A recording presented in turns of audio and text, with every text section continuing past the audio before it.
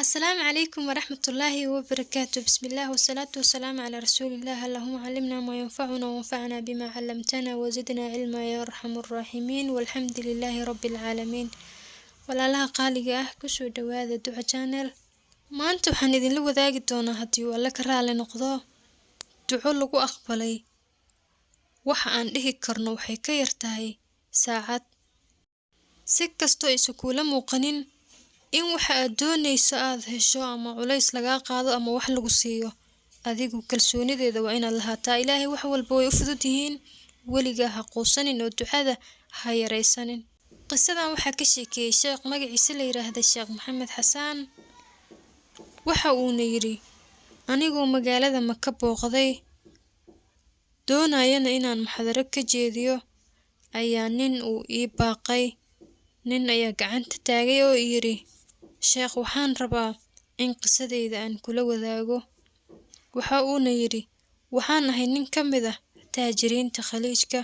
waxaa igu dhacay cudur oo waxaan beelay lixaadkii, yacni lugaha ayaan ka naafoobay. wadamo aad u fara badan ayaan caafimaad u aaday, laakiin wax isbedel ah ma helin oo aad ayaan u sii daciifay. maalin ayaan fikiray oo waxaan isiri, markaad xoogga lahayd hantidaada kama aadan xajin. waqtigaasna waxaa soo dhaweyd oo diyaar soo ahayd bishii xajka la aadi jiray. waxaan ku fikiray inaanba ka qayb galo sanadkaas. wiilashaydii ayaan iskugu yeeray oon ku iri, waa inaad iqaadaan oo igeysaan si aan u soo xajiyo. way iga ogolaadeen oo waxaa la igu qaaday gaarigayga khaaska ah, waxaana la igeeyey xajka.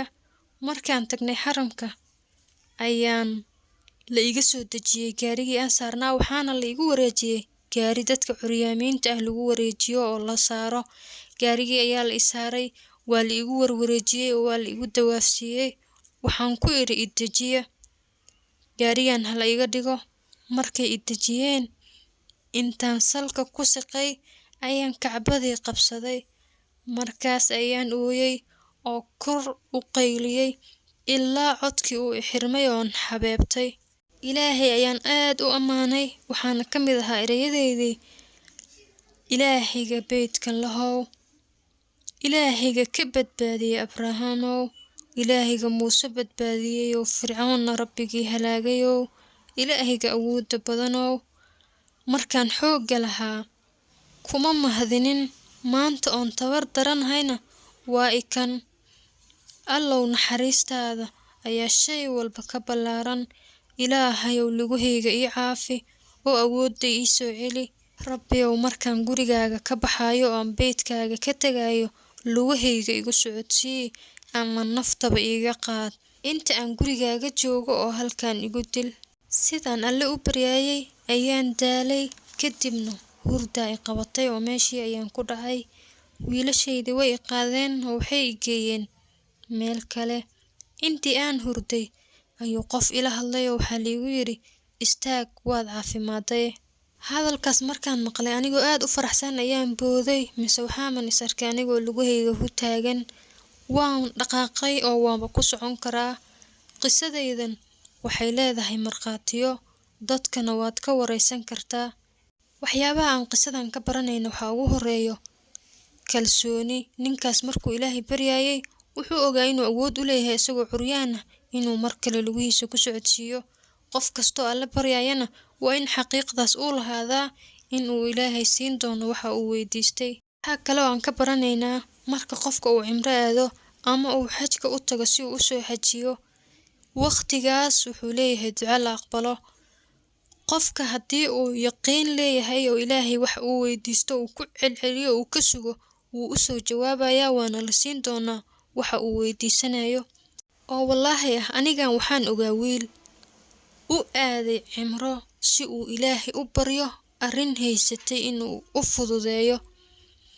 wiilkaas wuu caafimaad qabay, hantina wuu haystay, ilaahay ha u barakeeyo wixiisa, laakiin waxaa jiray arrimo aad ugu cakirnaa. waxaan ku qiyaasi karaa wiilka markuu soo laabtay waxaa kasoo wareegtay 2 ilaa 3 bilood.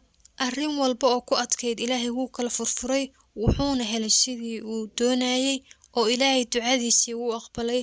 وقصة أن آد كأوليابو marka uu yacni wiilka ka sheekeynayo waxyaabaha siduu Ilaahay u weydiistay iyo haddana sidii u noqdeen waad la cajabaysaa dadka inta awoodda iska yar in ay aadaan cimro ama xajka si ay u soo duceystaan qof kasta oo tabartiisa ay u diidayna waxaan ugu bishaareynaya inuu Ilaahay meel walba joogo inuu Ilaahay ducadaada mar walba maqlaayo aqbalkeedana asaga oo kaliya unay ku xiran tahay u bari Ilaahay sida ugu fiican ee aad karto yaqiintana mar walba 100% ha ku ahaato Ilaahay inta muraad leh muraadyadooda ha aqbalo inta xanuunsan Allah noo caafiyo wassalaamu calaykum waraxmatullaahi wabarakaatuh